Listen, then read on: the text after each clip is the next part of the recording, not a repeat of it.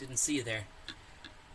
Ahoy, I'm Commodore Vice, and, well, I suppose we'll be doing an episode of Navigating the Game, where I introduce you to some of the mechanics in RPG systems, and a bit of lore about the world, so you can decide if you want to play it, and to maybe make it a little faster to learn, instead of spending hours just reading a book all by yourself.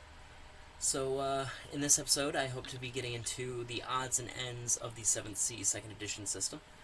Things like sailing, corruption, all the little small systems that sort of fit into it. So, let's say we get into this, shall we?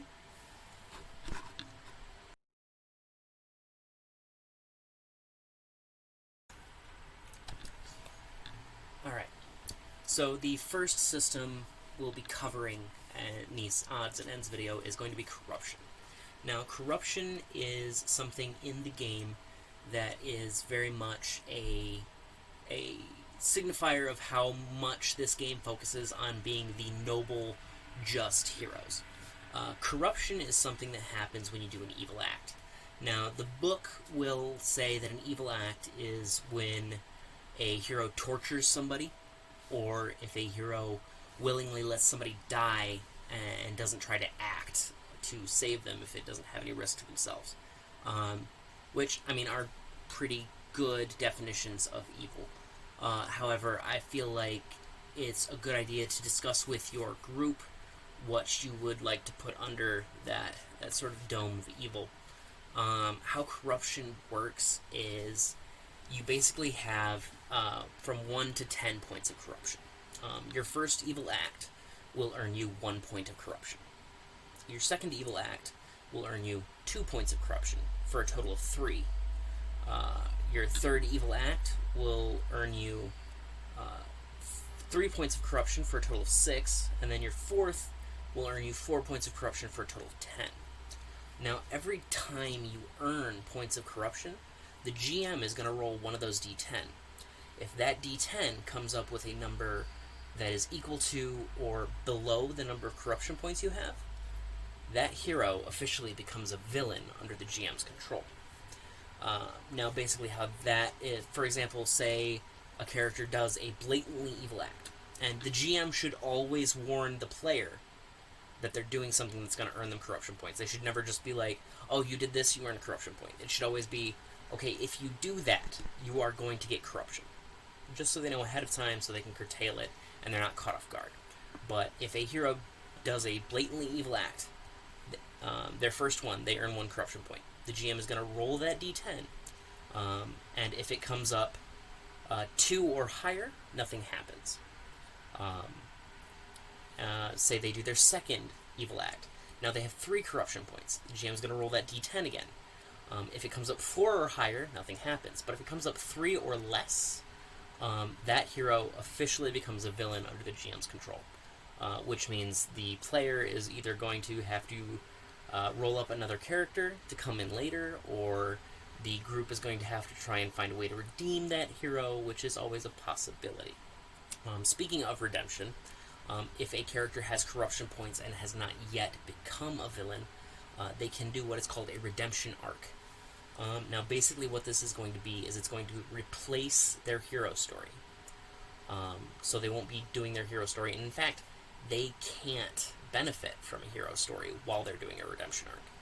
And a redemption arc is going to be a 5-step story that usually concludes in some overwhelming act of good, as a matter of redemption for the evils they've done in the past.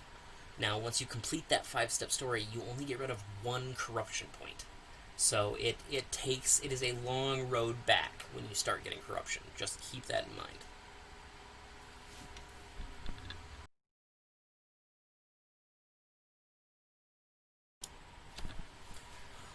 Alright, the next little subsystem we're going to be covering is sailing.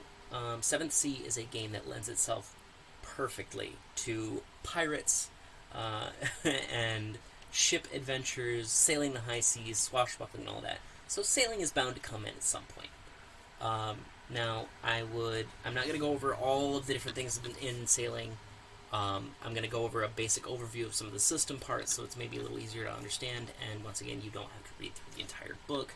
You can just use it to kind of fill in the gaps that are left. But the book is a fantastic reference. It tells you a lot about, what a captain's job is, quartermaster, all the different officers on board the ship, and the crew. The internet is also a great reference.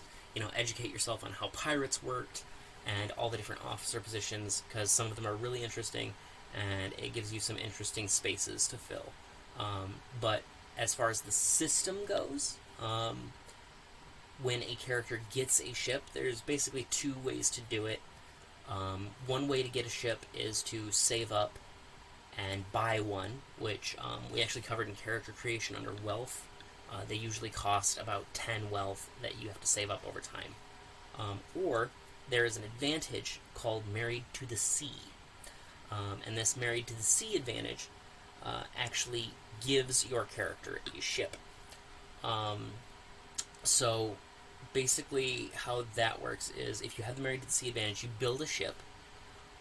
If two heroes in the party have Married to the Sea, then it will buff the same ship, usually, unless you both want to have ships individually, which can make things kind of clunky and is not suggested. But the basics of building a ship are going to be pretty simple. It's not a super advanced system. Basically, when you get a ship, the first order of business is to figure out the class of the ship. And this is going to be things like frigate, man-of-war, skiff, swoop. And basically this will inform you of what the boat looks like, how big it is, and what its armament and design is going to be. It doesn't really have a game mechanic so much as it does a narrative mechanic. Obviously, you're not going to have to spend 3 turns in an action sequence running from one end of a swoop to another. A man-of-war, however, possibly. But it doesn't really have any hard game mechanics. The next order of business is going to be history. And I think as we build this ship, I'm going to do a little bit of an example. The character Commodore Vice that we built earlier actually has the Married to the Sea advantage, so we'll build his ship. His ship is going to be called the Last Laugh, and it is going to be a man-of-war. So we figured out its class, and the next step in building a ship is going to be history. Now, the history of a ship is going to be basically where this ship set sail from after it was built, where it was built, because each nation kind of has its own specific way of building ships, its own designs. Like the Avalonian Navy, which is actually what the Last Laugh is going to be from, tend to build ships for speed and maneuverability. Now, since the Last Laugh will have the history of being an Avalonian ship, it will actually get a +2 dice to any dice pool that require it to have speed or maneuverability. So if it's trying to outrun another ship, the person steering it will roll their sailing and maybe wits or finesse. You'll be able to figure it out at the time with an additional 2 dice for the ship. So yeah, that's what history is going to give you. And then backgrounds. Now, backgrounds, usually your ship will only start with 1 background, and that's what we're going to build off of here. But if other players have the Married to the Sea advantage as well, for each player that has the Married to the Sea advantage, the ship will gain an additional background.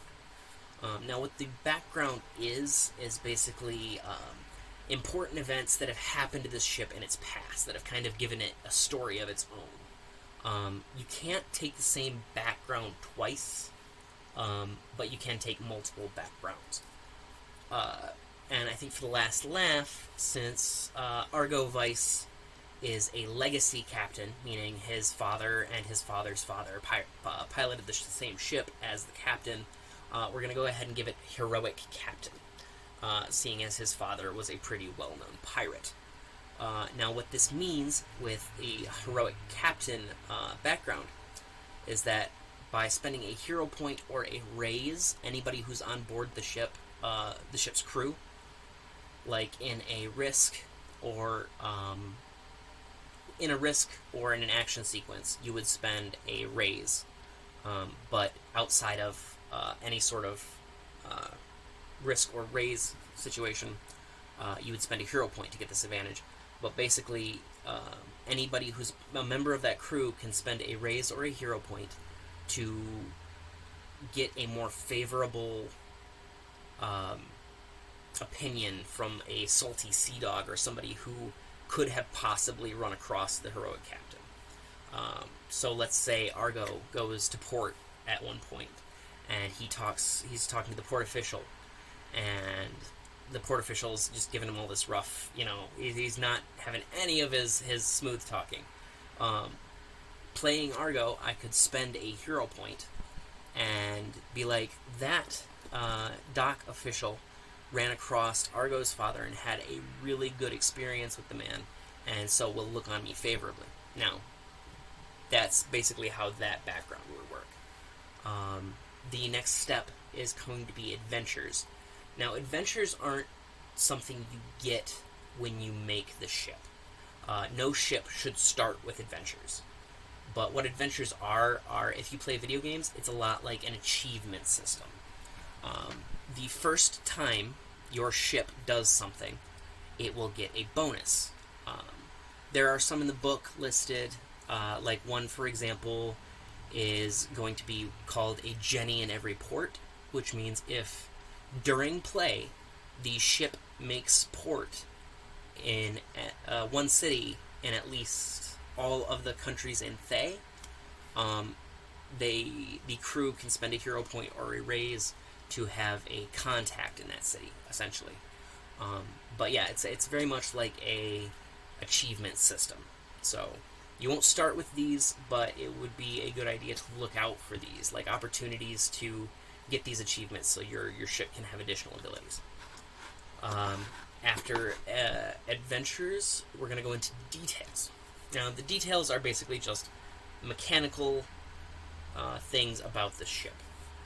Like hits. Hits are a ship's hit points, basically.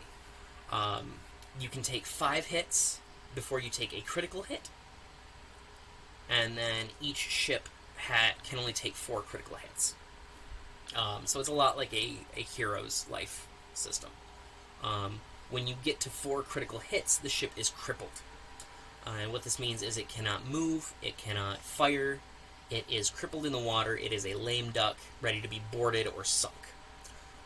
If a ship takes another hit when it is crippled, it is sinking. It is destroyed, basically. Now, if a ship is sunk, it's still possible to get another ship and maintain the backgrounds and adventures and all of the details you've already added to that ship. So you don't necessarily lose all of that work. You just have to retrieve a very important item from the sinking ship, usually like a captain's wheel or a very important signature item, and put it on the next ship, and that ship will gain all of the adventures and backgrounds and details. The next detail is going to be crew. Obviously, if you have a ship, you have a crew. And the standard complement of a crew is going to be 10 crew members. Now, crew act a lot like brute squads, except they roll. So you will have 10 crew that you can split into up to 2 squads. That means you can split them into 2 squads of 5, you can split them into a squad of 8 and 2, or you can just leave them in one big squad of 10. But like I said, crews work a lot like brute squads. They're a little bit different. So say you split them into a squad of 8 and 2, right? So one crew is going to have one crew squad is going to have a strength of 8, the other one's going to have a strength of 2, which means they can only take 8 and 2 wounds respectively. Every time a squad takes wounds, it loses 1 point of strength as one member is taken down or rendered unable to actually act. Now, how their strength works is depending on who the crew squad is answering to, and we'll say in this situation it's the captain, they take an action at the end of the round, much like a brute squad, usually before a brute squad would. But let's say in an action sequence, the captain is ordering the brute squad or the crew squad of 8 to fire the cannons at the opposing ship, and the crew squad of 2 to fix the rigging, right? So what'll happen is, after everybody's spent all of their raises, the crew squads will go next. The squad of 8 that is firing at the opposing ship will roll 8 dice, because its strength is 8, and it will create raises out of that, and it will spend all of the raises that it makes towards that one action. It's a funny thing about crew squads. They cannot do multiple actions in a round. They can only do one action. So they can't split up their raises. So if that crew squad of 8 is firing at the opposing ship, all of the raises they make out of those 8 dice are going to go towards adding hits to the opposing ship. And the crew squad of 2 is going to roll 2 dice, and they're going to spend those raises to fix the rigging. Like, they can only do one action per round. So that's the basics of crew squads. Also, it's important to note, if you lose crew members, you can, when you are back in port for at least 24 hours, you will get the full complement back. So you start out with 10 crew. Let's say you go out, you fight pirates, you come back to port with a crew of 5. After 24 hours, that crew will be back up to 10 as your crew go out and recruits people, and sailors start looking for work. The last detail we're going to get into is going to be cargo. Cargo is basically just merchant stuff. All ships can only hold 2 cargo. And a cargo is basically, like, you will buy a cargo for 1 wealth, typically. Or you'll find cargo and load it onto your ship. How you come across cargo is really up to the GM. But transporting cargo from one place to another gets you 1 wealth. So if you spent 1 wealth on the cargo, you're not going to make a profit just moving it somewhere. However, transporting cargo a long distance will earn you another wealth. So if you take basic cargo that costs you 1 wealth, and you transport it someplace very far away, usually away from Thay, like a different distant shore, or if you go all the way around Thay, that's a long distance as well. But you will get an additional wealth. So if it costs you 1 wealth, you transported it, and you transported it a long distance, that'll earn you 2 wealth when you sell it. As well, when it is in demand, it's an additional wealth. So let's say you get specific items that can only be gotten out of one country, that another country desperately needs. Like, let's say Eisen desperately needs well-made rifles that can only be found in Vodici, right? So your ship loads up 2 cargo worth of Vodici rifles, and then they transport it all the way around to Eisen. Now, what this means is that since they're in demand in that location, you get the 1 wealth for transporting them, the 1 wealth for long distance, and the 1 wealth for in demand. So each point of cargo is going to be worth 3 wealth. So you can make a pretty decent profit, which is nice. But it also costs to run a ship, unfortunately. And at the end of every game session, a crew or a ship will have its own treasury that holds wealth.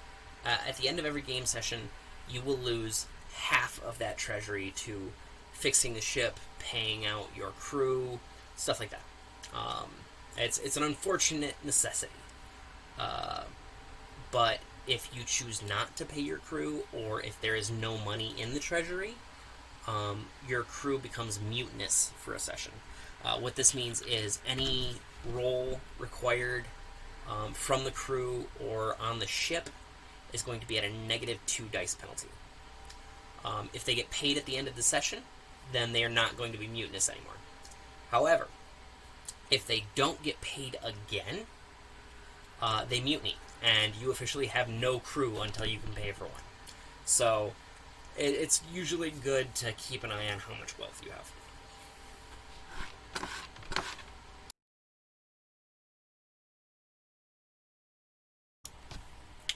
Alright, the next little fun subsystem we're going to go into is going to be Sorcery. Now, I said in the character creation and the initial preview video that magic isn't necessarily a huge thing for players, and it's not. It is an element in the world. Magic is powerful. It is present, but it's not mundane. It's not like you'll find in Dungeons and Dragons where every village has some sort of magic going around. Magic is usually reserved for very specific groups like royalty or secret cults or cabals and stuff like that. So it is a relatively low magic setting. Magic is not going to be everywhere. Some villains may have magic. You will run into monsters who will obviously have magic. But it's not going to be like you run across a magic item that some commoner has. Magic is very valuable, very sought after, very present, but not necessarily everywhere. And there is an advantage called sorcery, which will allow players to actually gain certain sorceries. And this is cool. This is very powerful. However, a thing to keep in mind as a player when it comes to sorcery is that if you're looking at the sorceries and going, this is incredibly powerful, I'll use this to win everything, you're becoming a villain. Let's face it. If you are a hero with sorcery, you have to be careful. You have been trusted with power. And if you misuse that power, it can be very slippery slope to becoming a villain. But I will go over the basics of what the different sorcery systems are. I'm actually not going to go into detail about how the sorcery systems work, because there's so many of them and they work so many varied ways. Maybe I'll do something about sorcery down the road, but at the same time, I don't want to get in trouble for giving you all of the rules for the system without, having to get the book. So I apologize for that. I'm just trying to make it easier for you to learn the system and to run the system. But the different types of sorceries you'll find in the main base book are going to be Hexenwerk, which Hexenwerk is the magic or the sorcery that comes from Eisen, Germany, basically Germany, Enthe. If you've ever read The Witcher, played The Witcher games, or seen the series on Netflix, Hexenwerk is actually based off of the same practices that The Witcher is based off of. They're old folk practices. It's basically the creation of elixirs and poultices from rare ingredients to gain magical benefits. Every time you take sorcery, you gain one major poultice and two minor poultices, or two minor concoctions. You can take sorcery multiple times to get more major and minor recipes. There is the Knights of Avalon, who are basically Fey-empowered, noble, chivalrous people of Avalon, who have been given the powers of heroes by the Fey. Every time you take it, you gain additional benefits. That's how most of the sorcery advantages work. If you take it, you gain additional benefits each additional time you take it. Once again, in the book, you will find all the specific rules you need for those. I'm just kind of going over the basics of it. There is Darmatushki. This one's always tough for me. Darmatushki, which means something about the mother touched, or something like that. This is the sorcery of the Usara, which is like the Thayan version of Russia. It's very focused on Baba Yaga. Not John Wick, the other Baba Yaga, the witch. But it holds that somebody has been visited by Baba Yaga, and that she has offered them some boon, like the ability to shape change into animals, the ability to talk to animals. Like there's all sorts of different interesting boons. But while they have that boon, they also have a ban. They basically have something they can't do. Like if they run from a battle or show that they are cowardly, they lose their boon, and they have to do something specific to earn it back. So it's very focused on doing honorable stuff and being good and being kind. It calls back quite a bit to Russian folklore. Then you've got Porte, which is the French, the Thayan version of France's magic. Porte is often associated with the nobility of Montagne, which is the name of the country. It is a very potent magic that is usually only found practiced amongst the nobility. It essentially is blood magic that allows somebody to teleport things. They can either teleport objects to themselves, or they can teleport themselves to places. It's very interesting. There's a lot of lore behind it. I imagine I'll be going into it later on in some of the Explaining the World videos. But it's very cool. Like, if they teleport somewhere, they're walking across this vast world in between worlds. That's this connecting bridges. It's really neat. There is Sonderes, which is the Thayan version of the Czech Republic's magic, and this is very interesting. It's probably the most potent sorcery in the game, but it also costs the most. Essentially, the story behind Sonderes is that these Sandris have gone out and made deals with these immensely powerful beings who are apathetic to most humans, but are unable to affect the material world unless they are bound to somebody. So it's very much an inner demon struggle story. But they can do some incredibly powerful things, but it's always at a cost. And it's very potent, but at the same time costs a character quite a bit and can often lead to a character either becoming a villain or dying, or there's a lot of bad that can happen. And then the last one I will highlight in this video is called Sorte, which is also very ingrained into the world. It is the Vorici, or the Thayan version of Venice or Italy, their version of sorcery. Sorte is interesting, and it has a lot of socio-political elements that happen in Thay, because Sorte can only be learned by Vorici women. Only Vorici women have the potential to be Sorte witches, or fate witches, because Sorte is the, if you noticed, it shares the name with the Sorte deck, which is the tarot, or the manifestation of fate in Thay.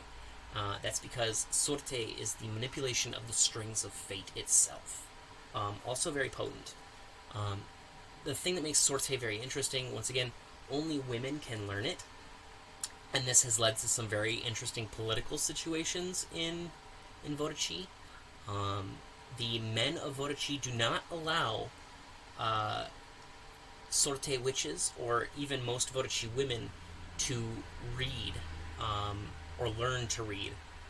They are left reliant on men, simply because it takes a lot of elements from history. Because they have this power, they call it balance, to say that, well, men can't learn it, so we'll keep the ability to read. You're not allowed to read because you have the potential to do all this amazing stuff. So that makes us even, which in actuality it ends up being a way for the men to manipulate the women and use them as sort of bargaining chips. It's very shady business. When we get into to Vorici and the Explaining the World, I'm sure we'll go over it, because it is very ingrained in their culture. So yeah, that's the basics of sorcery. Like I said, I'm not going to go too much into like the actual mechanics of how each one works. Just know that it usually requires the expenditure of a hero point, and that it does really cool stuff. But most of all, it's not something you're going to see heroes having all that often. It usually falls into the hands of villains, and heroes who do have it usually struggle not to use it wrong, or to use it to their advantage, or advantageous against regular people.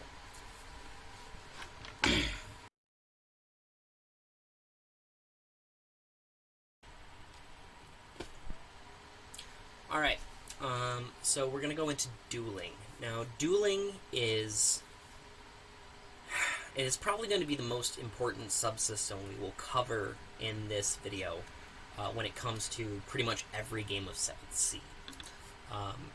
You gain the ability to duel through advantages.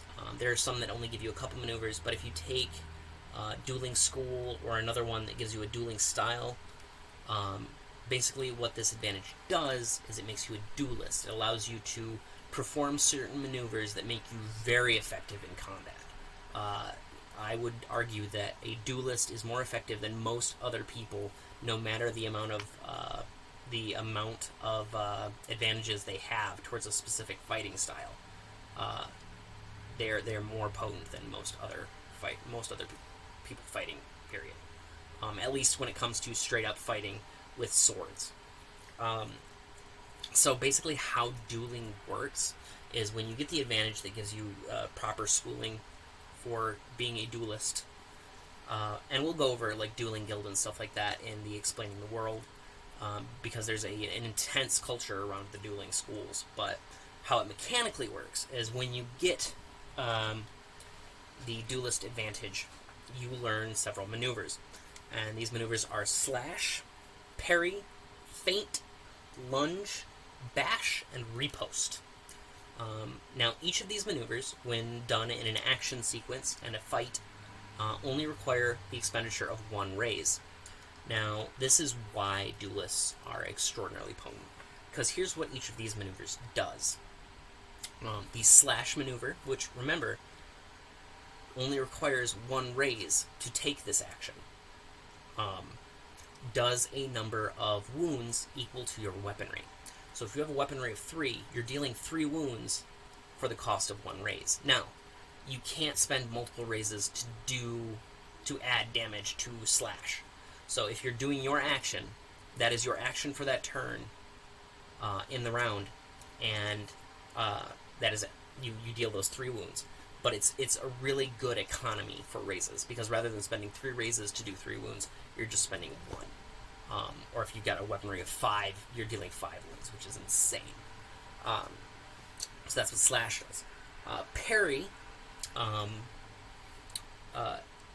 negates a number of wounds equal to your weaponry for 1 raise. Now, the thing about parry is you can only use this action to negate those wounds if the action immediately before it caused them. So, let's say the person uses slash, and they've got 3 raises, right? So they spend 1 raise to do slash, and they deal 3 wounds to somebody. So now the person with 2 raises goes next. What that means is if the person with 2 raises that goes next, which could be the person who just did slash, or the person who is defending, if the person who's defending spends a raise to do parry, then they can block those wounds. But if somebody takes an action in between there, they can't use parry. So it's really good for negating damage if that damage was dealt with the previous action. There is feint, which when you perform feint, which you deal 1 wound, and then the next time that person takes more wounds, they take an additional wound. So what this means is you would spend 1 raise, you would deal 1 wound to somebody. And then you could spend 1 raise the next time you get to take an action and do slash and deal your weaponry plus 1. Now you may be wondering why not use slash every round. That's because when it comes to maneuvers, you can only use, you can't use maneuvers back to back, which means you have to have a different maneuver in between the use of maneuvers. So you can't go slash, slash, slash. You would have to go like slash, parry, slash, bash, slash. You can't do slash, slash, slash, slash, slash. Which it gives a little more strategy, basically. So yeah, that's feint. You deal 1 wound, and then you deal an additional wound to any damage they take later. It just happens once, though. They don't take 1 damage every time you hit them after that point, just the next attack. There's lunge, which is extremely powerful. Lunge does a lot of damage, because how lunge works is you spend all of your raises, so it leaves you open, don't get me wrong, it is very risky, because you can't block any attacks or block any damage after that, but you would spend all of your raises, and you would deal a number of damage equal to the raises spent, plus your weaponry. And those wounds cannot be avoided or negated. So you are straight up doing a whole ton of damage to one person, but you are leaving yourself very open for the rest of that round. So that's lunge. Bash is pretty useful. You'd spend one raise, you deal one wound to somebody, and then their next attack deals your weaponry less in damage. So if their next attack would be three wounds, and you have 2 in weaponry, their next attack would only deal 1 damage. So it's nice for damage mitigation. It definitely helps out, especially since you can't do parry every round. And then there's riposte. Riposte is a lot like parry. It can only be used immediately after an action that dealt damage to you. But by spending 1 raise, you negate a number of wounds dealt to you equal to your weaponry, and then you deal a number of wounds to the person that attacked you equal to your weaponry. So it's a really potent negating damage and then dealing damage immediately after. The only thing is you can only use riposte once per round. Yes, per round. So it's not per action. It's not one of those things where you can go riposte/riposte, because it can only be used once per round. So you can only use riposte again once everybody has run out of raises and you go back to starting another round of combat. So yeah, that's the basic maneuvers. Also, when you take Dueling School, you get an additional style, which is specific to a school of dueling. They're all very different. There's a list in the book. I'm not going to go over all of them, but they all have really cool special abilities.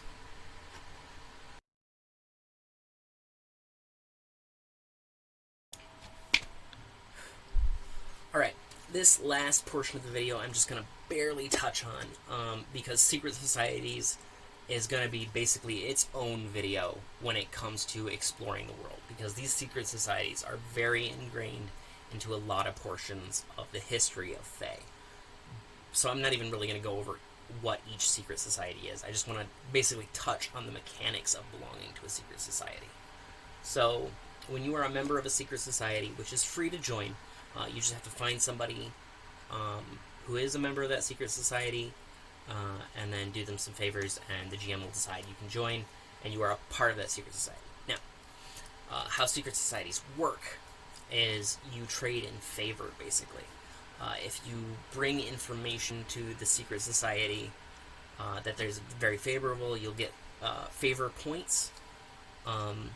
If you do certain actions, you'll get favor points. It's highlighted under each secret society what actions give you how many favor points. And then you can spend that favor to get favors from the secret society.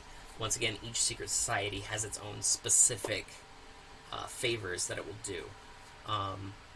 So yeah, it's definitely interesting to look into.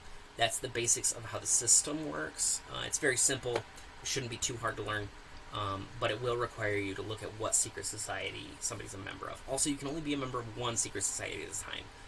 Secret societies do not always play well together.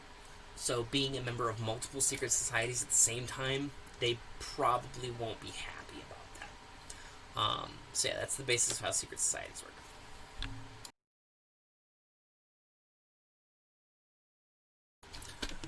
Alright, so that was my video on the odds and ends of the 7th C 2nd edition system. I think this will bring a conclusion to my navigating the game, exploring the system of 7th C 2nd edition.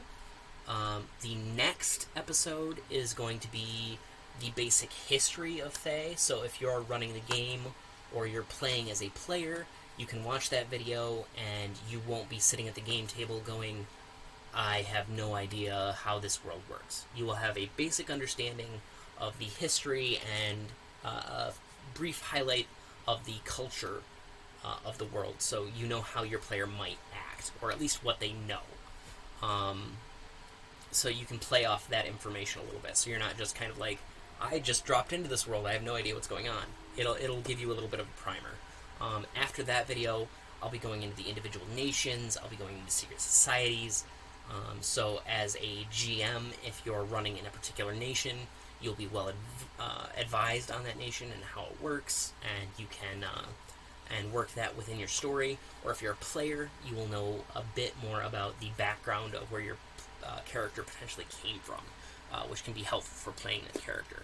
So yeah, that's what's coming up. I mean, if you'd like this sort of content, if you want to learn more about these games, I'm also going to be doing a series on Blades in the Dark.